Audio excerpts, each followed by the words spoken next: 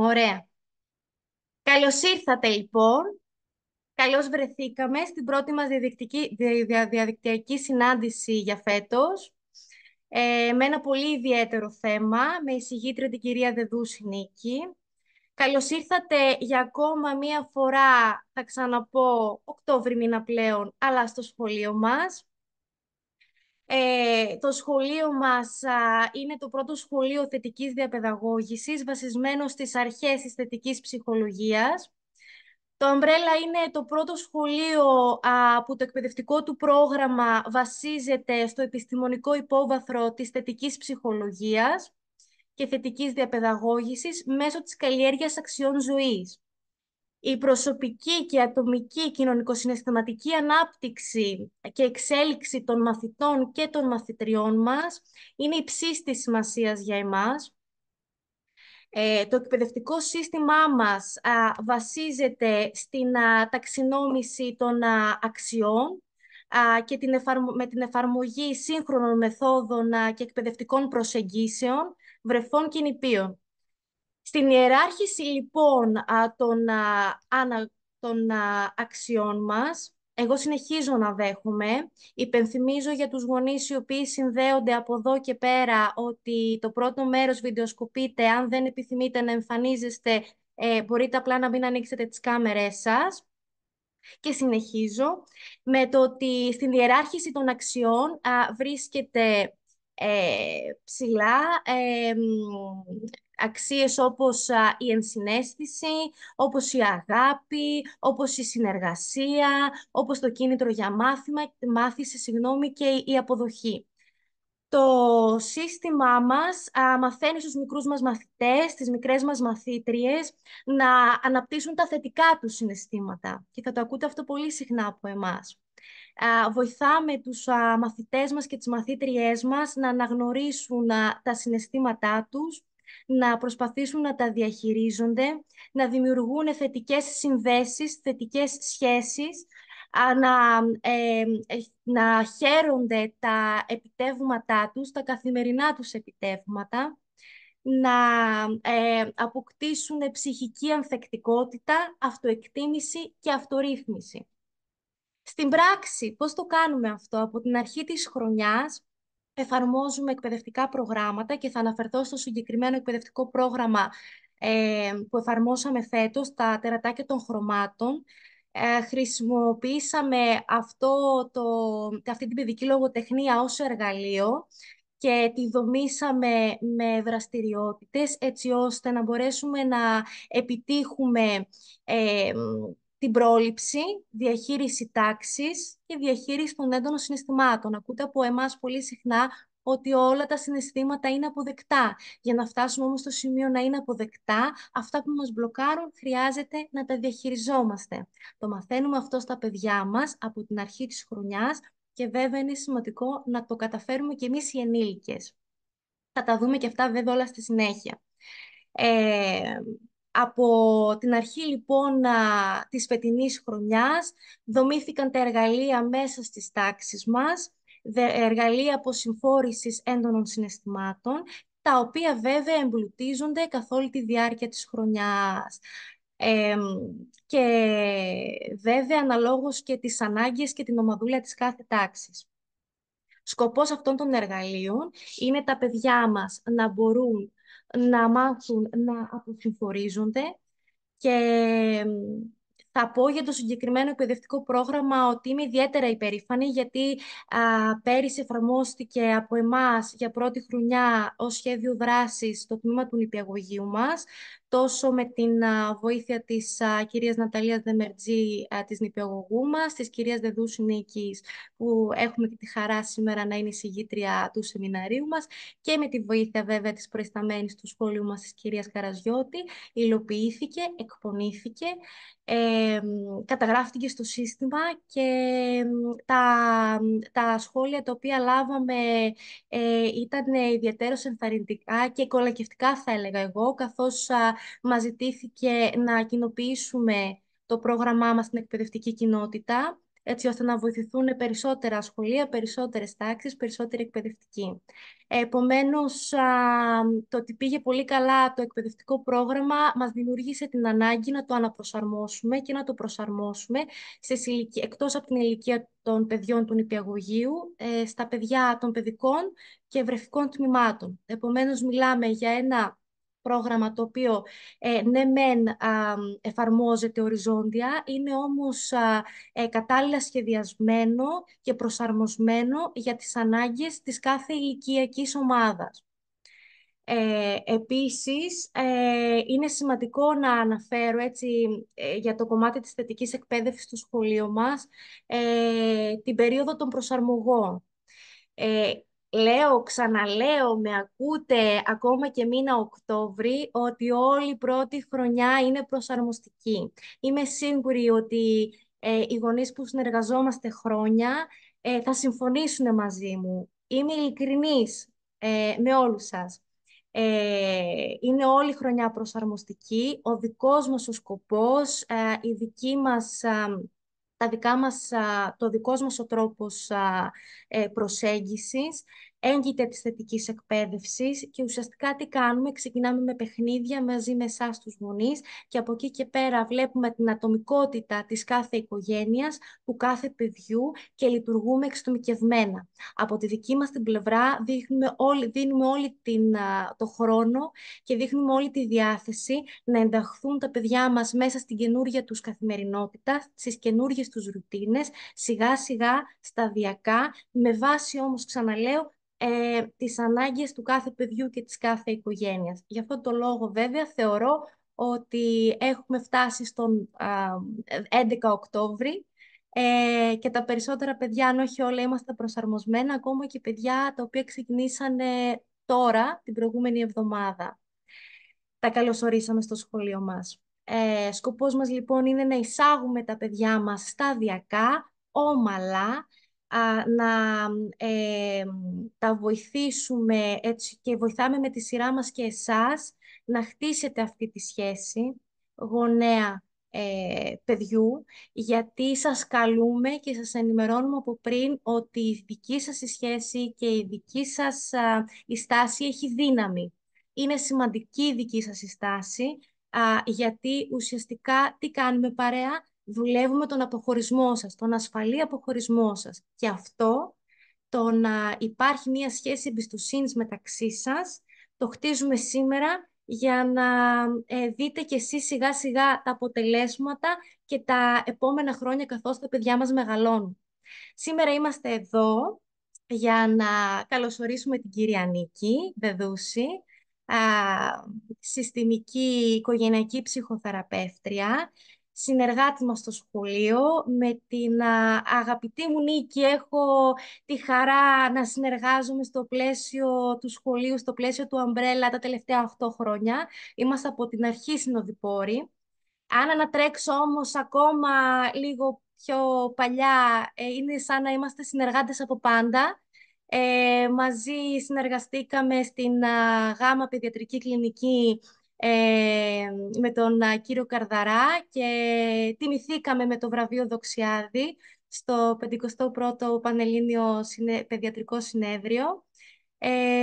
Η συνεργασία μας συνεχίζεται και θα συνεχίζεται για πάρα πολλά χρόνια. Περνάμε πολλές φάσεις μαζί. Επίσης βρίσκεται στο σχολείο μας και κάθε εβδομάδα πραγματοποιεί το Drama Therapy Club. Γνωρίζει τα παιδιά σας, γνωρίζει τα παιδιά μας. Είναι δίπλα μας όποτε τη χρειαστούμε. Έχει μια πάρα πολύ καλή εικόνα. Θα μας μιλήσει σήμερα για για τη συγκεκριμένη θεματολογία. Ωστόσο, θα την βλέπουμε και ανατακτά χρονικά διαστήματα να μας μιλάει και για άλλα ενδιαφέροντα πράγματα. Ο λόγος σε εσένα, Νίκη, σε καλωσορίζω. Καλησπέρα και από μένα. Χαίρομαι που είμαστε σήμερα όλοι εδώ.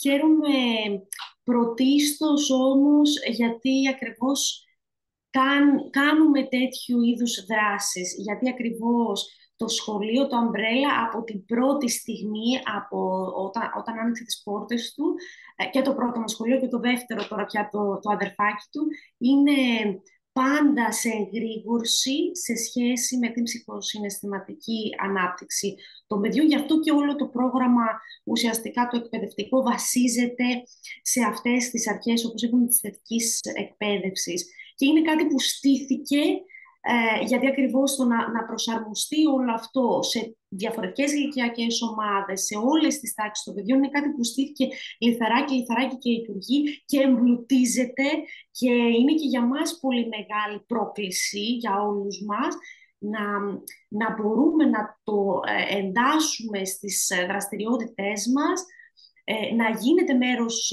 του σχολείου, του εκπαιδευτικού προγράμματος. Οπότε νομίζω ότι είναι μια πολύ ιδιαίτερη στιγμή το να έχουμε και την ευκαιρία να τα λέμε και όλες να τα αναλύουμε, δηλαδή στους γονείς, να βλέπουν αυτό που γίνεται στην ουσία πίσω από τις κάμερες, πίσω από αυτό που βιώνουν τα παιδιά τους στο εκπαιδευτικό μας πρόγραμμα. Σήμερα λοιπόν θα μιλήσουμε για τους τρόπους με τους οποίους μπορούμε να έχουμε μια πιο αποτελεσματική σχέση και συνύπαρξη με τα παιδιά μας. Πρωτίστως εδώ να πούμε ότι θα δούμε διάφορους τρόπους. Αφενός θα ξεκινήσουμε δηλαδή βλέποντας διάφορους τρόπους διαχείρισης συμπεριφορών. Θα μείνουμε όμως σε αυτούς που περισσότερο ενδείκνυται να χρησιμοποιούμε, που χρησιμοποιούμε και εμείς στο σχολείο και σας τους προτείνουμε, και γι' αυτό το λόγο θα τους αναλύσουμε και όλες, έτσι ώστε να έχετε μια εικόνα τι μπορείτε να κάνετε κι εσείς για να συνδράμετε στο έργο μας. Ξεκινάμε με τις πιο συνήθεις τακτικές διαχείρισης συμπεριφοράς που παρατηρούμε σε γονείς, και ερευνητικά και εμπειρικά από τις συζητήσεις μας με γονείς. Μία τακτική η οποία τείνει να εξαλείφεται, ελπίζουμε να εξαλείφεται, ωστόσο δεν μπορούμε να μην την συζητήσουμε, ότι υπήρξε και υπάρχει σε κάποια σπίτια ακόμα, είναι οι τιμωρίες. Οι τιμωρίες ως μέθοδος σοφρονισμού των παιδιών, όταν αυτά εκφράζουν μία συμπεριφορά η οποία δεν είναι αποδεκτή. Εδώ να πούμε για ποιο λόγο δεν προτείνεται πια αυτού του είδους η τεχνική διαχείρισης. Αν και φαινομενικά είναι αποτελεσματική, στην πράξη δημιουργεί πολύ περισσότερα προβλήματα από όσα ωφέλη μπορεί να φέρει. Πρώτα απ' όλα δείχνουν στα παιδιά το πώς να αντιμετωπίζουν τα προβλήματά τους με έναν τρόπο τιμωρητικό.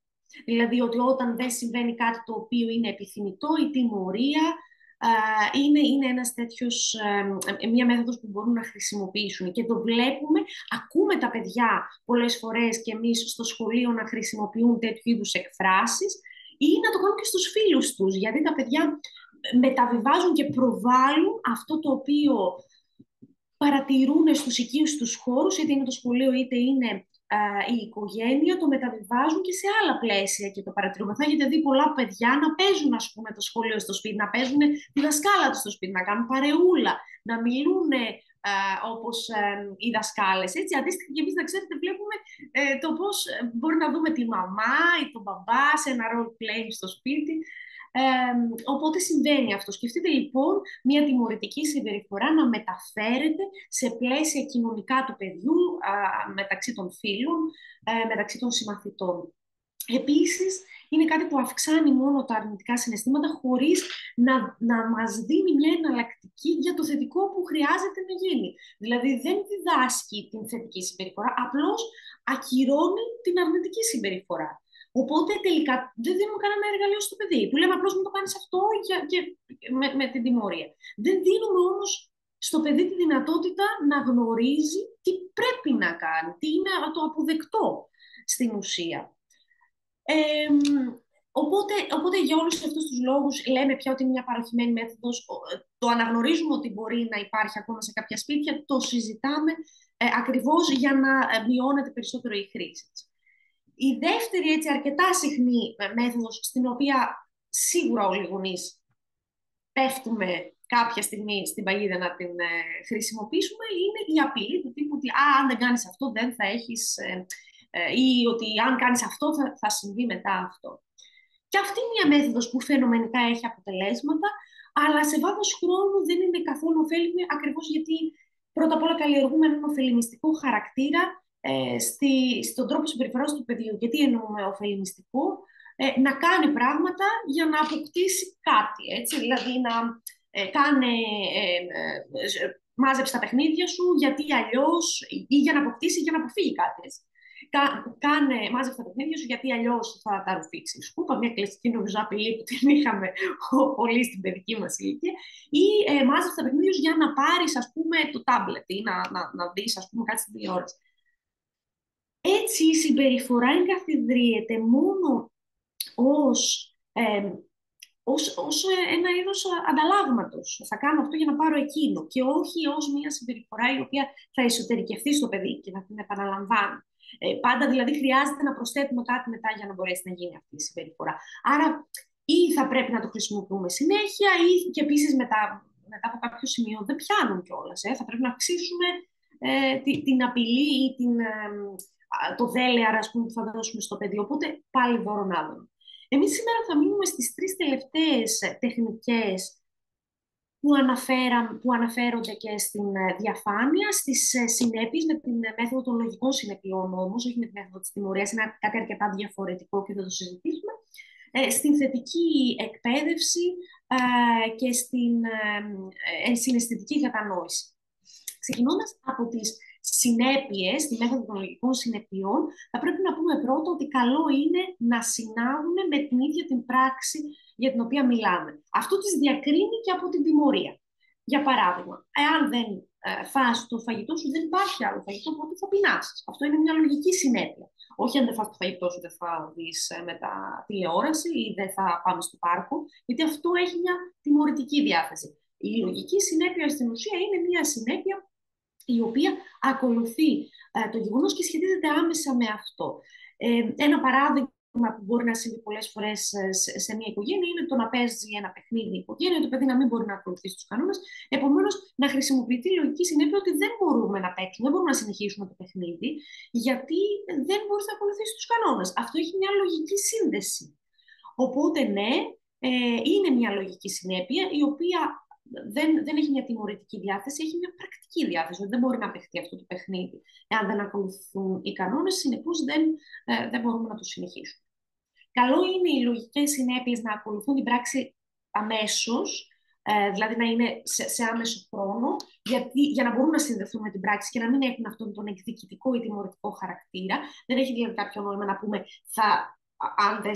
ότι δεν συμβαίνει η επιθυμητή συμπεριφορά, οπότε το Σαββατοκύριακο δεν θα πάμε εκδρομή. Είναι αρκετά μακριά η μία πράξη από την άλλη. Είναι τελείως άσχετες πολλές φορές με κάτι πρακτικό. Είναι τελείως άσχετες με κάτι πρακτικό που μπορεί να έχει κάνει το παιδί μέσα στην εβδομάδα. Οπότε καλό είναι ότι η λογική συνέπεια εφαρμόζεται, να σχετίζεται άμεσα με την πράξη και να γίνεται σε άμεσο χρόνο με αυτή για να μπορεί να συνδεθεί με αυτή. Επίσης, ο εκδικητικός χαρακτήρας δεν είναι βοηθητικός, δεν έχει κάποιο νόημα να απευθυνόμαστε με έναν τέτοιο τρόπο στα παιδιά μας, ακριβώς γιατί μετά το εσωτερικεύουν και τα ίδια ως συμπεριφορά και καλό είναι να χρησιμοποιούνται με μέτρο. Δηλαδή, οι πάρα πολλές συνέπειες θα φέρουν και πολύ μεγάλη αντίδραση από τα παιδιά. Αυτό είναι δεδομένο. Καλό είναι να κρατάμε, θα το πούμε και στη συνέχεια, καλό είναι να κρατάμε κάποια όρια συγκεκριμένα, να εμένουμε σε αυτά χωρίς να κατακλείσουν τη ζωή μας, ας πούμε, οι συνέπειες ότι δεν έκανες αυτό, άρα δεν θα πάρεις εκείνο, δεν έκανες αυτό κτλ. Το αναφέρουμε πρώτο για να περάσει κιόλας πρώτο, γιατί ακριβώς δεν είναι από μόνη της μία μέθοδος η οποία μπορεί να είναι βοηθητική. Γιατί πάλι δεν καλλιεργεί τη θετική συμπεριφορά. Αυτό που θέλουμε να κάνει το παιδί. Του δείχνουμε τι δεν θέλουμε να κάνει, αλλά δεν του δείχνουμε πάλι τι θέλουμε να κάνουμε. Οπότε καλό είναι αυτή η μέθοδος να συνοδεύεται με τις άλλες δύο, τις οποίες θα συζητήσουμε στη συνέχεια. Πάμε στην ενσυναισθητική κατανόηση, στην ενσυναίσθηση γενικά και να πούμε λίγα πράγματα για αυτή, μιας που πια γίνεται λόγος πολλής και στους χώρους της εκπαίδευσης και στους χώρους των γονέων γενικότερα για την ενσυναίσθηση. Είναι ένας όρος ο οποίος μας προέρχεται από την υπαρξιακή και προσωποκεντρική ψυχοθεραπεία, από τον Καρλ Ρότζερς, ο οποίος στην προσπάθειά του να δομήσει κάποιες βασικές αρχές που καλό είναι να υπάρχουν στο πλαίσιο της θεραπείας, ανέφερε ότι η ενσυναίσθηση είναι μία από αυτές. Δηλαδή, το να μπορώ να κατανοήσω το συναίσθημα του άλλου, τη σκέψη του άλλου και την νοητική του κατάσταση, έτσι ώστε να μπαίνω στη θέση του. Βέβαια, είναι πολύ διαφορετικό από την ταύτιση και μπορούμε να χρησιμοποιήσουμε και ένα παράδειγμα γι' αυτό. Ενσυναίσθηση είναι να μπορώ να καταλάβω την λύπη του άλλου, τη στεναχώρια του άλλου. Ταύτιση είναι το να κλαίω μαζί με τον άλλον, ακριβώς γιατί μπήκα τόσο πολύ στη θέση του, που δεν μπορώ να ξεφύγω κι εγώ από αυτό το συναίσθημα το οποίο βιώνει. Η ταύτιση σε αυτές τις περιπτώσεις δεν είναι βοηθητική, ενώ η ενσυναίσθηση μπορεί να λειτουργήσει και θεραπευτικά και βοηθητικά. Η έννοια της ενσυναίσθησης από το χώρο της θεραπείας εντάχθηκε και στον χώρο της εκπαίδευσης, από τον ίδιο τον Ρότζερς, γιατί ασχολήθηκε και με την εκπαίδευση και έχει δώσει πολύ βασικές αρχές και τόσο για την εκπαίδευση των παιδιών όσο και για την εκπαίδευση των ενηλίκων, και έδωσε και κάποιες κατευθυντήριες για το με ποιον τρόπο μπορούμε να επιδείξουμε ουσιαστικά την ενσυναίσθηση απέναντι στους άλλους ανθρώπους. Πρακτικές οι οποίες θα βοηθούσαν και εμάς τους ενήλικες πάρα πολύ, γιατί πολλές φορές βρισκόμαστε σε διαλόγους στους οποίους δεν ακούμε τόσο ενεργητικά τον άλλον, παρά θέλουμε εμείς να πούμε αυτό που έχουμε στο νου μας ή θέλουμε να πούμε σε μια διαδικασία πειθούς του άλλου. Το να ακούμε ενεργητικά τον συνομιλητή μας, το παιδί μας, είναι το πρώτο βήμα για να μπορέσουμε να επιδείξουμε την ενσυναίσθηση. Τι εννοούμε να ακούμε ενεργητικά? Πρώτα απ' όλα το δείχνουμε με τη γλώσσα του σώματός μας. Το να μας μιλάει το παιδί μας και εμείς να είμαστε με το κινητό ή να σκρολάρουμε δεν είναι ένας τέτοιος τρόπος. Το να είμαστε εκεί, να κοιτάμε το παιδί στα μάτια, να στέκεται το σώμα μας σε μια θέση, γι' αυτό λέμε, σας παροτρύναμε και όλες τις προσαρμογές, γονατίζουμε στο ύψος του παιδιού, γιατί ακριβώς ερχόμαστε πρόσωπο με πρόσωπο, δεν το κάνουμε από μια θέση ισχύως όλο αυτό. Είμαστε κοντά του, με τη γλώσσα του σώματος προσπαθούμε να δείξουμε ότι είμαστε εκεί. Μπορεί να χρησιμοποιήσουμε επίσης και την περιληπτική επανάληψη αυτών που λέει, δηλαδή αυτό που καταλαβαίνω ότι μου λες είναι ότι σε στεναχώρησε ο φίλος σου ή σε στεναχώρησα εγώ που δεν μπόρεσα να σου δώσω αυτό το οποίο επιθυμούσες. Με αυτόν τον τρόπο αναγνωρίζουμε το συναίσθημα του παιδιού, ή μπορούμε να κάνουμε και αντανάκλαση του συναισθήματος. Βλέπουμε ένα παιδί το οποίο είναι σε μια ένταση, μπορεί να κλαίει, μπορεί να έχει ένα ξέσπασμα και να του πούμε ότι καταλαβαίνω ότι είσαι θυμωμένος, καταλαβαίνω ότι είσαι αναστατωμένη, και να συνεχίσουμε μετά την πρακτική της ενσυναισθητικής κατανόησης. Εδώ βέβαια να πούμε ότι όταν κάνουμε την αντανάκλαση του συναισθήματος, θα το δούμε και στη συνέχεια με την αναγνώριση του συναισθήματος του παιδιού και την περίληψη ουσιαστικά των λεγόμενων του παιδιού, προσπαθούμε να μην χρησιμοποιήσουμε λέξεις τις οποίες το παιδί ή φράσεις τις οποίες το παιδί δεν τις έχει χρησιμοποιήσει, ακριβώς γιατί μετά τις ενστερνίζεται και το ίδιο το παιδί. Για παράδειγμα, έχουμε ένα παιδί το οποίο βλέπουμε ότι είναι αναστατωμένο και εμείς μπορούμε να του πούμε, ας πούμε, θύμωσες που το αδερφάκι σου πήρε το παιχνίδι. Το λέμε εμείς. Το παιδί μπορεί να το εσωτερικεύσει και να μας πει ναι, θύμωσα. Αλλά στην ουσία αυτό που αισθάνεται να είναι ότι λυπήθηκα που δεν πήρε το μέρος μου σε αυτή τη διαμάχη. Αυτό που αισθάνεται το παιδί. Οπότε καλό είναι στα παιδιά που έχουν το επίπεδο της λεκτικής επικοινωνίας, που τους επιτρέπει να επικοινωνήσουν κάτι τέτοιο. Δεν μιλάμε σε παιδιά τα οποία ακόμα δεν έχουν αναπτύξει το λεξιλόγιό τους. Εκεί σίγουρα θα είμαστε κι εμείς βοηθητικοί, έτσι ώστε το παιδί να απαντήσει με ένα ναι ή με ένα όχι. Αλλά σε παιδιά που έχουν αναπτύξει το λεξιλόγιό τους και μπορούν, να τους επιτρέπουμε να μας εκφράζουν το συναίσθημά τους χωρίς εμείς να προλαβαίνουμε να τους πούμε το πώς νιώθουν. Οπότε δίνουμε ένα καλό παράδειγμα συναισθητικής κατανόησης, χαμηλώνουμε στο ύψος του παιδιού. Ζητάμε με ήρεμο τόνο και ψύχραιμα να μας περιγράψει αυτό που χρειάζεται ή αυτό που επιθυμεί. Τώρα βέβαια καταλαβαίνω ότι αυτό σε μια συνθήκη ξεσπάσματος, χτυπιέμαι, κλαίω, φωνάζω, το να καθίσει ο γονιός του ψύχραιμα και να πει είμαι εδώ για σένα, θέλω να μου εξηγήσεις με λόγια τι είναι αυτό που χρειάζεσαι για να μπορέσω να σε βοηθήσω. Δεν είναι πάντα εύκολο. Το ξέρουμε και από το πλαίσιο της δουλειάς, γιατί σε πολλά τέτοια ξεσπάσματα μπορεί να είμαστε και εμείς παρόντες και παρούσες. Αλλά είναι το κλειδί ακριβώς για να μπορέσουμε να εξομαλύνουμε την κατάσταση. Το να σταθούμε με έντονο ύφος απέναντι σε ένα παιδί το οποίο έχει ένα τέτοιο ξέσπασμα ή έντονα συναισθήματα, δεν θα βοηθήσουν πουθενά. Αντανακλάμε ουσιαστικά ο ένας του άλλου. Δεν είναι εύκολο, το ξέρουμε, αλλά θα δείτε τα ωφέλη κι εσείς οι ίδιοι όταν το εφαρμόζετε. Αναγνωρίζουμε λοιπόν το συναίσθημα του, ότι μας εξηγήσει το παιδί ότι θύμωσα, λυπήθηκα, αισθάνομαι άσχημα για αυτό που συνέβη κτλ. Αναγνωρίζουμε, καταλαβαίνω ότι είσαι θυμωμένος, είναι εντάξει να είσαι θυμωμένος ή θυμωμένη. Ωστόσο, έλα να δούμε τι μπορούμε να κάνουμε γι' αυτό. Εδώ πάμε πια στο κομμάτι της διαχείρισης και διαφοροποιούμε το συναίσθημα από τη διαχείριση του συναισθήματος και λέμε ότι μπορούμε να νιώθουμε όποιο συναίσθημα θέλουμε. Άλλωστε, στην πραγματικότητα δεν μπορούμε και να παρέμβουμε. Σκεφτείτε και εσάς, θυμώνετε. Μπορείτε να πείτε στον εαυτό σας μη θυμώνεις. Και να σας το πει κάποιος και να το πείτε και εσείς, δεν είναι εφικτό εύκολα. Δεν μπορούμε εύκολα δηλαδή να παρέμβουμε στο συναίσθημά μας. Σε αυτό όμως που μπορούμε να παρέμβουμε είναι στη συμπεριφορά μας. Αυτό ζητάμε λοιπόν και στο παιδί. Δεν του ζητάμε να μην θυμώνει, δεν του ζητάμε να μην λυπάται ή να μην φοβάται. Αναγνωρίζουμε όλα τα συναισθήματα και λέμε ότι είναι αποδεκτά. Αυτό που λέμε είναι, έλα να δούμε πώς μπορούμε να το διαχειριστούμε. Οπότε μετά εξηγούμε και συζητούμε για το αν αυτό το οποίο ζητάει το παιδί είναι εφικτό ή όχι. Αν είναι εφικτό, το πραγματοποιούμε. Αν δεν είναι εφικτό, δίνουμε κάποιες εναλλακτικές που μπορεί να απαλύνουν την κατάσταση.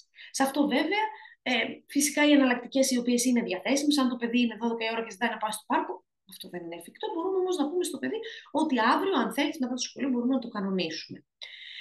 Αυτό μπορεί να επαναφέρει ένα ξέσπασμα θυμού. Συνεχίζουμε στον ίδιο τόνο ακριβώς για να δείξουμε στο παιδί ότι καταλαβαίνουμε την ένταση του συναισθήματος του, αλλά αυτό που μπορεί να γίνει είναι αυτό. Εμείς είμαστε δίπλα του, είμαστε εδώ για να το κατανοήσουμε, να χωρέσουμε το συναίσθημα, αλλά στο ζήτημα της διαχείρισης επιμένουμε με αυτόν τον τρόπο για να μπορέσει και για το παιδί να γίνει κατανοητός, να γίνει κατανοητή μέθοδος με την οποία μπορεί να ζητάει ή να ζητάει αυτά που επιθυμεί ή να διαχειρίζεται τα συναισθήματά του.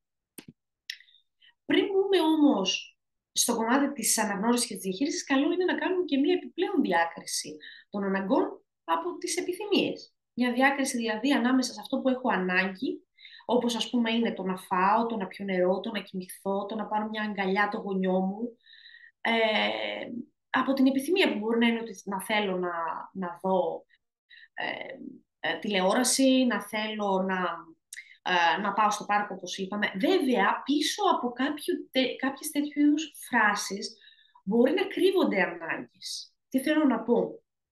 Λέει το παιδί, ας πούμε, ότι θέλω να δω τηλεόραση. Μπορεί να κρύβεται από πίσω το θέλω να χαλαρώσω. Αυτή να είναι η ανάγκη. Εκεί πάμε να δούμε. Βέβαια, δεν είναι εύκολο ούτε τα ίδια τα παιδιά να το διακρίνουν. Πολλές φορές και εμείς οι ίδιοι στον εαυτό μας δεν το διακρίνουμε.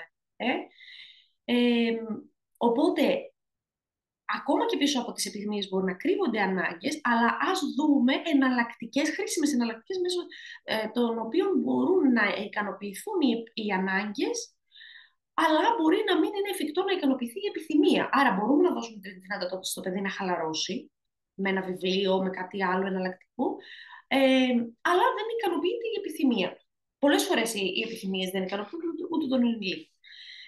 Και όπως λέμε πάντα, το να φέρουμε ένα παιδί στον κόσμο, καταλαβαίνουμε όλοι μας όσοι είμαστε γονείς πόσο θέλουμε να βλέπουμε τα παιδιά μας χαρούμενα, να γελάνε, να ευχαριστούνται την καθημερινότητά τους, εννοείται, αλλά είναι και χρήσιμο κάποιες από τις επιθυμίες να μην ικανοποιούνται όταν αυτές δεν είναι εφικτό να ικανοποιηθούν, ακριβώς γιατί έξω ο κόσμος μας δεν μας δίνει αυτή τη δυνατότητα. Οπότε το να εκπαιδεύουμε ένα παιδί έχοντας αυτή την τακτική με την πλήρη ικανοποίηση όλων των επιθυμιών και των αναγκών του. Των αναγκών είπαμε χρειάζεται, των επιθυμιών είπαμε ότι κάποιες φορές δεν είναι εφικτό. Το να το εκπαιδεύουμε με αυτόν τον τρόπο ουσιαστικά νομίζω ότι περισσότερο το δυσκολεύουμε για τη μετέπειτα εξέλιξή του παρά το διευκολύνει.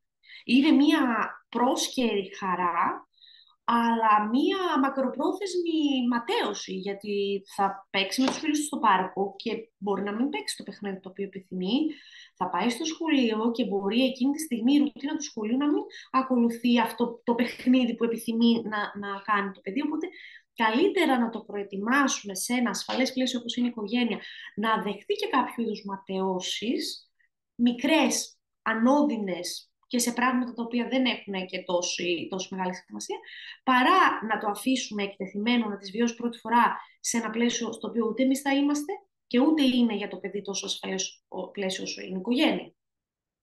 Καλό είναι λοιπόν να κάνουμε αυτή τη διάκριση πριν μπούμε στη διαδικασία να δούμε αν θα ικανοποιήσουμε ένα αίτημα του παιδιού ή όχι. Πάμε τώρα στο τρίτο σκέλος, στην θετική εκπαίδευση, για την οποία μίλησε και η κυρία Βρετάκου. Έχει εκπαιδευτεί άλλωστε σε αυτήν και η ίδια και γνωρίζει πολύ καλά τις εφαρμογές της. Πάντα συζητάμε μεταξύ μας τους τρόπους με τους οποίους μπορούμε να διαχειριστούμε καταστάσεις στο σχολείο, αλλά να σας βοηθήσουμε και εσάς να διαχειριστείτε καταστάσεις στο σπίτι, χρησιμοποιώντας τη θετική εκπαίδευση. Να πούμε λίγα πράγματα για αυτή. Μιλάμε για την επιβράβευση ουσιαστικά των θετικών συμπεριφορών. Μια επιβράβευση που μπορεί να είναι με λόγια, μπράβο, αυτό που έκανες είναι πάρα πολύ ωραίο.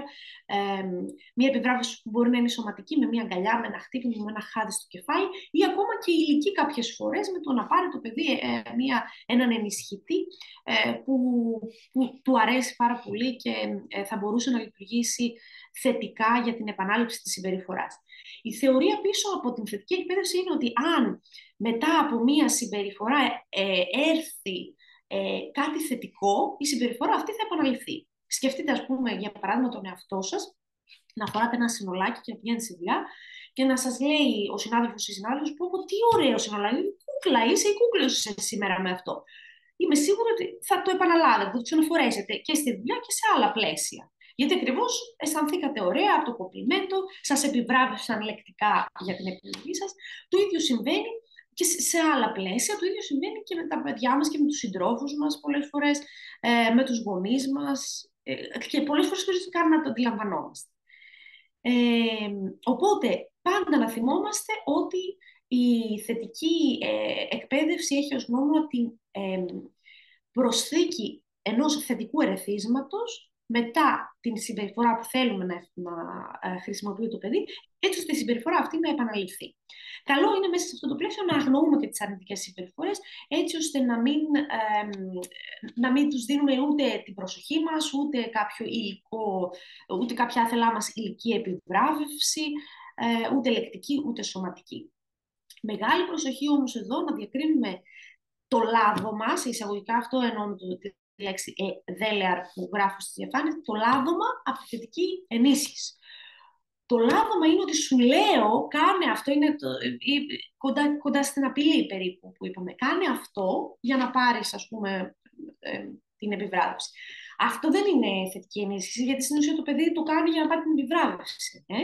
Θετική ενίσχυση είναι να δώσουμε στο παιδί χωρίς να το έχουμε προετοιμάσει, έτσι ώστε να το πιάσουμε εξ απειλής και να συνδεθεί η συμπεριφορά με αυτόν τον ενισχυτή που δίνουμε στο παιδί. Οι ενισχυτές μπορεί να είναι οτιδήποτε, είπαμε ακόμα το μπράβο μας, ακόμα και το βλέμμα μας είναι ενισχυτής για το παιδί. Και αυτό το καταλαβαίνουμε από το πώς άθελά μας ενισχύουμε τις αρνητικές συμπεριφορές. Παρατηρήστε τα παιδιά σας. Πολύ κλασικό παράδειγμα, εμπειρικό θα πω από τη δική μου κόρη. Ανεβαίνει στην καρεκλίτσα και με κοιτάει και την κοιτάω και έχει πάρει το βλέμμα μου ως επιβράβευση στην ουσία και το επαναλαμβάνει. Ακριβώς γιατί σε μια στιγμή που μπορεί εγώ να ασχολούμαι με κάτι άλλο, το κάνει και την κοιτάω, τελείωσε. Το πήρε το βλέμμα μου, ενισχύθηκε. Άλλες 15 φορές αυτό. Εάν της πω μην ανεβαίνεις εκεί, ακόμα περισσότερο το ενίσχυσα. Όχι μόνο σε κοίταξα, σου μιλάω κιόλας, σου απευθύνομαι, σου έδωσε σημασία. Εγκαθιδρύθηκε η συμπεριφορά. Κάθε μέρα θα το έχουμε μετά αυτό. Τι πρέπει να έχουμε εκεί στο νου μας? Πρώτα απ' όλα, το πιο βοηθητικό που είχα ακούσει και εγώ σε ένα σεμινάριο που φορούσε στη θετική εκπαίδευση είναι να προσπαθήσετε να πιάσετε τα παιδιά σας στα πράσα να κάνουν τη θετική συμπεριφορά. Δηλαδή, τη στιγμή που θα κάτσει στην καρέκλα χωρίς να σηκωθεί, να πω «Μπράβο σου, τι ωραία που κάθισες στην καρέκλα». Επιβράβευση. Άρα, τι πήρα την προσοχή σου με αυτό που έκανα. Άρα, θα το επαναλάβω. Με τον ίδιο τρόπο που λειτουργήσε η αρνητική συμπεριφορά. Οι μηχανισμοί μάθησης είναι οι ίδιοι. Και για το θετικό και για το αρνητικό. Οπότε, ας αλλάξουμε. Εγώ πάντα αυτό έχω στο νου. Και εγώ πέφτω στην παγίδα. Σας λέω και συμβαίνει σε όλους μας. Βλέπουμε το παιδί μας να κάνει κάτι επικίνδυνο. Η πρώτη αντίδραση θα είναι να το κοιτάξουμε, να πούμε μην το κάνεις αυτό. Εκείνη τη στιγμή, αν σκεφτούμε να του πω αυτό που θέλω να κάνει και να το επιβραβεύσω. Κάθισε με τον ποπό στην καρέκλα. Μπράβο, τι ωραία που κάθισες. Έτσι έχει ενισχυθεί η θετική συμπεριφορά. Και καλό είναι, όπως είπαμε και για τις συνέπειες, να ενισχυθεί αμέσως μετά την πράξη, έτσι, για να μπορέσει να τα συνδέσει. Γιατί δεν έχει κανένα νόημα να το κάνει και να του πω εγώ μετά από ένα τέταρτο μπράβο, τι ώρα που κάθισες, και να το θυμίσω του παιδιού, δεν έχει άμεσα συνδεθεί με την πράξη, γιατί αυτά είναι καμιά φορά και εμπειρικά. Καλό είναι να επιλέξουμε λίγες και σημαντικές επιθυμητές συμπεριφορές, τις οποίες θα ενισχύσουμε. Πολλές φορές έρχονται οι γονείς με ένα τσουβάλι αιτήματα. Θέλουμε και να σταματήσει να κοιμάται στο κρεβάτι μας και να χτυπάει την αδερφή του ή την αδερφή της. Θέλουμε και στο σχολείο να έχει ευγενική συμπεριφορά. Θέλουμε και να τρώει. Δεν γίνονται όλα μαζί. Με τίποτα. Δεν γίνονται. Αυτό που μπορούμε να κάνουμε είναι να επιλέξουμε κάποιες βασικές θετικές συμπεριφορές, να τις δουλέψουμε αυτές και σταδιακά, αφού εγκαθιδρυθούν αυτές, πάμε και στις επόμενες. Επίσης, ένα πολύ συχνό λάθος που κάνουμε, αλλά δεν φταίμε εμείς, έτσι. Και η δική μας διαπαιδαγώγηση ήταν διαφορετική. Και αυτό είναι το δύσκολο της υπόθεσης. Θα το δούμε και μετά που θα πούμε στο τι είναι αυτό που μας δυσκολεύει. Είναι ότι μαζί με το θετικό πολλές φορές φέρνουμε και το αρνητικό. Μπράβο σου, βρε παιδί μου, που επιτέλους το έκανε σωστά, αλλά δεν μπορούσες να το κάνεις τόσες φορές που στο ζήτησα. Εκεί το χαλάμε. Εκεί αφήνουμε την πικρή γεύση στο στόμα. Ας βάλουμε το θετικό χωρίς το αλλά. Και αυτό ας δοκιμάσουμε να το κάνουμε γενικότερα στη ζωή μας, γιατί βάζουμε το θετικό, τι ωραία, αλλά μετά μας μένει πικρή γεύση. Γιατί το έχουμε ανάγκη να το κάνουμε αυτό? Για να επιβεβαιωθούμε εμείς ότι το είπαμε, ότι το επαναλάβαμε, κάνουμε το παράπονό μας. Δεν θα λειτουργήσει, ας το κρατήσουμε. Να δούμε μήπως το θετικό είναι καλύτερο. Σε καμία περίπτωση δεν συνδέουμε την αγάπη των γονιών ως ενισχυτή ή ως αρνητική ενίσχυση με την οποιαδήποτε πράξη. Μπράβο, η μαμά σ' αγαπάει, ο μπαμπάς σ' αγαπάει. Όχι, η μαμά και ο μπαμπάς σ' αγαπάνε πάντα και αυτό είναι αδιαπραγμάτευτο. Ακόμα και αν τα παιδιά μας πολλές φορές μπορεί να μας πούνε «Δεν σ' αγαπώ, δεν είσαι καλή μαμά, δεν είσαι καλό μπαμπάς». Κάποιοι έχουν φτάσει σε αυτό το στάδιο, κάποιοι ακόμα δεν έχουν φτάσει. Θα έρθει και η σειρά μας σε αυτό. Ακόμα λοιπόν και αν συμβαίνει κάτι τέτοιο, εμείς είμαστε ενήλικες, εμείς μπορούμε να σκεφτούμε λογικά σε σχέση με τα παιδιά. Τα παιδιά δεν έχουν αναπτύξει ακόμα τη λογική του σκέψη, οπότε δεν χωράει καμία διαπραγμάτευση της αγάπης του γονιού και δεν μπαίνει καν σε αυτό. Έτσι. Επίσης, είναι πολύ σημαντικό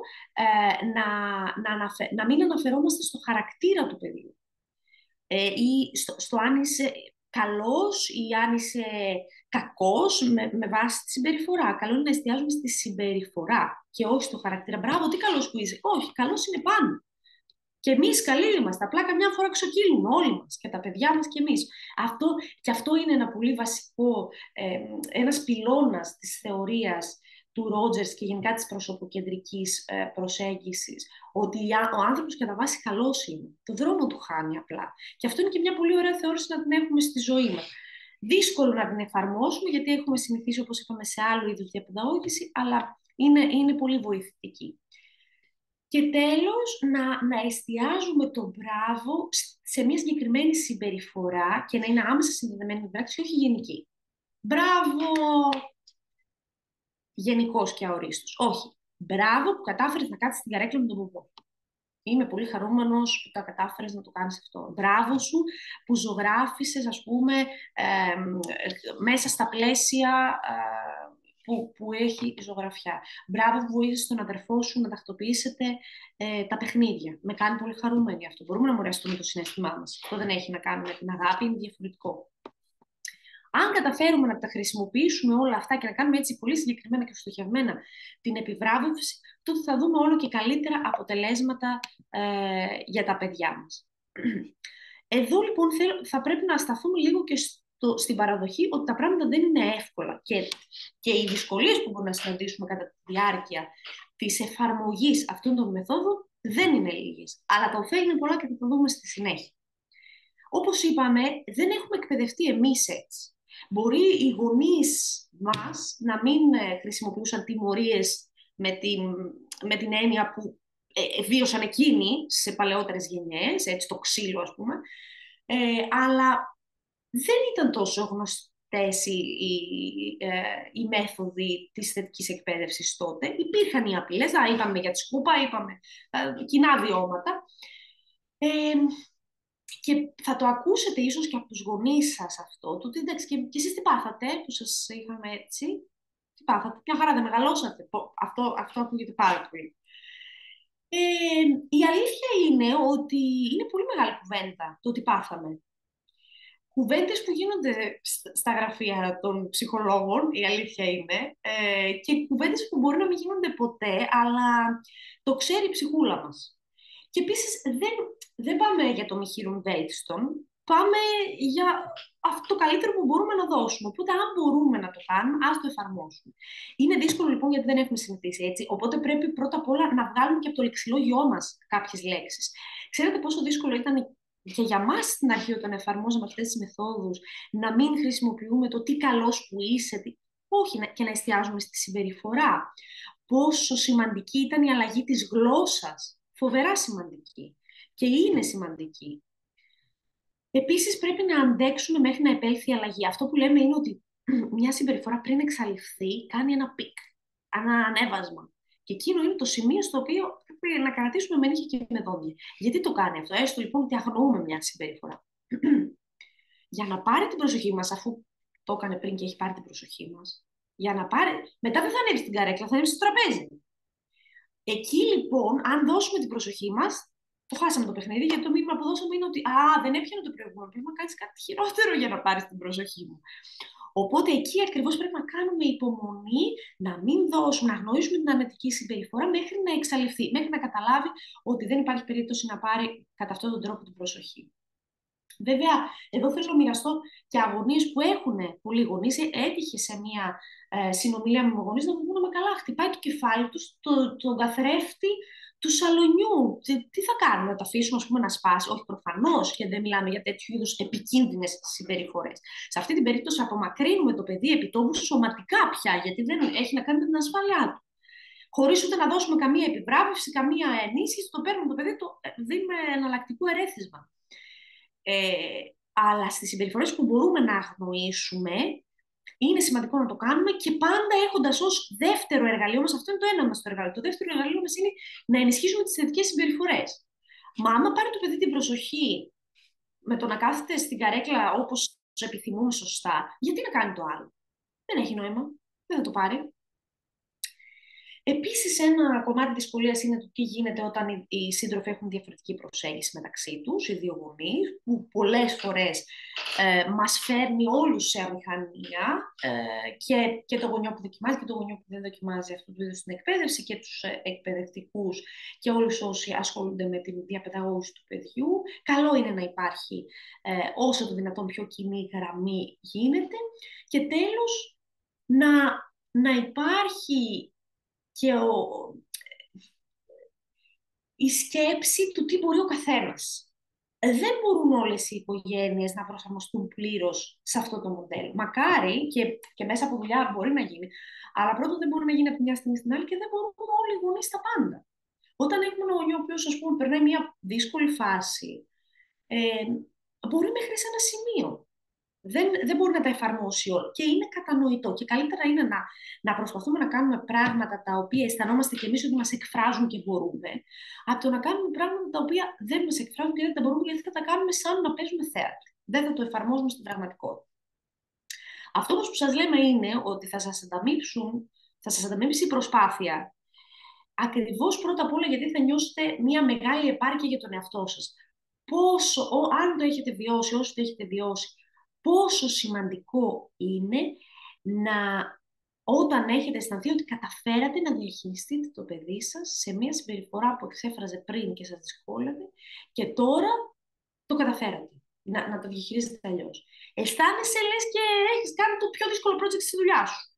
Πολλές φορές, ακριβώς γιατί το παιδί σου είναι το πιο σημαντικό, ίσως, θα πω από τα πιο, για να μην είμαστε απόλυτοι και λέμε έτσι και κανάλατα και κλεισέ, αλλά τα πιο σημαντικά πράγματα στη ζωή μας, οπότε project στη ζωή μας. Οπότε ναι, είναι πολύ σημαντικό να καταφέρουμε. Άρα το πρώτο πράγμα που θα νιώσουμε είναι υπάρχει, είναι δυνατότητα, θα καταφέρνω με το παιδί μου.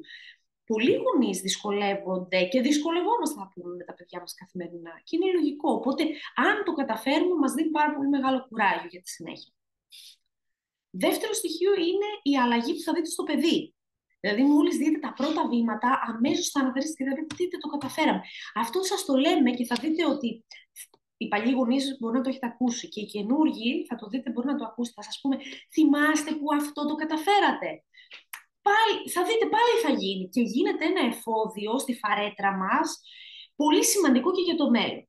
Η βελτίωση φυσικά της καθημερινότητάς μας, καλύτερες και θετικές κοινωνικές αλληλεπιδράσεις γενικότερα. Δηλαδή και εμείς περνάμε καλύτερα με ένα παιδί το οποίο δεν εκφράζει συμπεριφορές μη επιθυμητές, αρνητικές συμπεριφορές. Είναι ήρεμο, παίζουμε ήρεμα, αλληλεπιδρούμε ήρεμα. Μπορούμε να βγούμε έξω και να κάνουμε παρέα με άλλους ανθρώπους χωρίς να δυσκολευόμαστε, χωρίς να σκεφτόμαστε πώς θα φερθεί το παιδί. Και φυσικά και η αλλαγή που θα παρατηρήσουν οι άλλοι γύρω σας. Και αυτό θα σας δώσει μεγάλη χαρά και μεγάλο κίνητρο για να συνεχίσετε. Έτσι λοιπόν, αυτά τα τρία πάνε παρέα. Η συναισθητική κατανόηση, η θέσπιση ορίων και η θετική εκπαίδευση. Κανένας δεν είπε ότι λειτουργώντας με συναίσθηση αφήνουν τα παιδιά μας ξέμπαρκα να κάνουν ό,τι θέλουν, ό,τι αγαπούν και εμείς απλά τα κοιτάμε και τους λέμε σε καταλαβαίνω, σε καταλαβαίνω, σε καταλαβαίνω. Όχι, αυτά πάνε παρέα ακριβώς γιατί ένα παιδί χρειάζεται πολλές φορές το όριο για να νιώσει ασφάλεια. Ένα παιδί ανοχήρωτο από όρια δεν αισθάνεται ασφαλές μέσα στο πλαίσιο της οικογένειας. Και πάντα με γνώμονα τη θετική εκπαίδευση και την ενίσχυση των θετικών συμπεριφορών. Τα βήματα που προτείνουμε, όπως είπαμε, θα τα συνοψίσουμε σε κάποια bullets που μπορούν να βοηθήσουν. Είναι το να αναγνωρίσουμε ποια είναι η συμπεριφορά που μας δυσκολεύει. Έτσι, το ότι, ας πούμε, τώρα εγώ θα πω μια πολύ απλή συμπεριφορά, το ότι σκορπάει τα παιχνίδια, δεν τα μαζεύει. Πολύ κλασικό παράδειγμα, βέβαια. Ποια είναι η θετική αντίθετη συμπεριφορά που θέλουμε να εγκαθιδρύσει? Να μαζεύει τα παιχνίδια.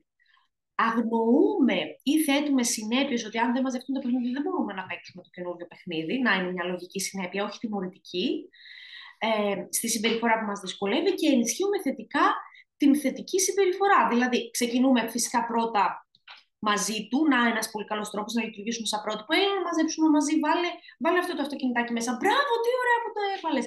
Βάλε και εκείνο το κουκλάκι μέσα. Πολύ ωραία, μπράβο. Και μετά αρχίζουμε κιόλας και ανεβάζουμε τα κριτήρια. Δηλαδή, βάζω εγώ ένα, βάζω το παιδί τρία, επιβραβεύω πάρα πολύ.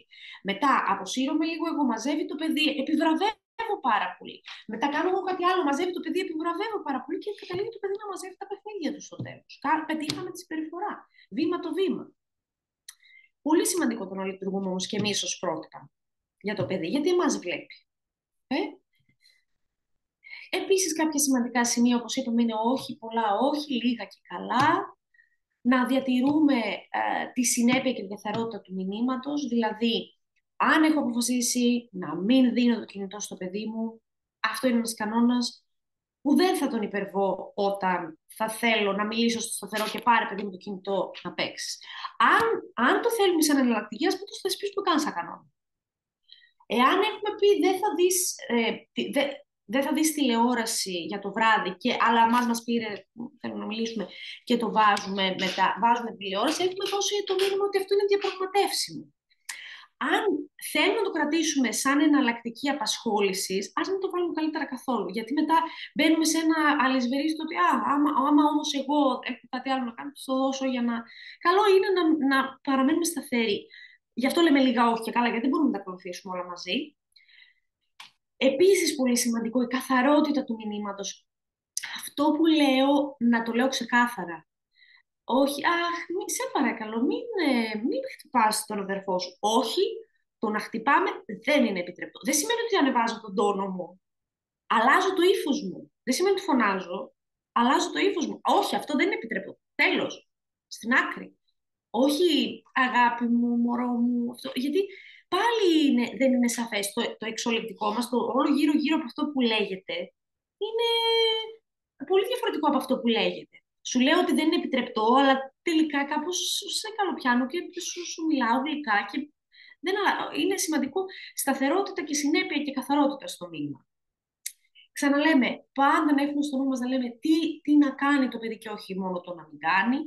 Μην βγάζεις τα παπούτσια σου μέσα στο σπίτι, βγάλ τα έξω μόλις μπεις στην πόρτα, έλα πάμε να το κάνουμε, μπράβο, πολύ ωραία τα έβγαλες. προλαμβάνουμε την αρνητική συμπεριφορά αν ξέρετε ότι το παιδί σας έχει πολύ μεγάλη δυσκολία σε κάτι και θα του προκαλέσει πολύ μεγάλο ξέσπασμα. Μπορείτε για αρχή να το αποφύγετε μέχρι να εγκαθιδρυθεί η θετική συμπεριφορά και μετά να το εφαρμόσετε.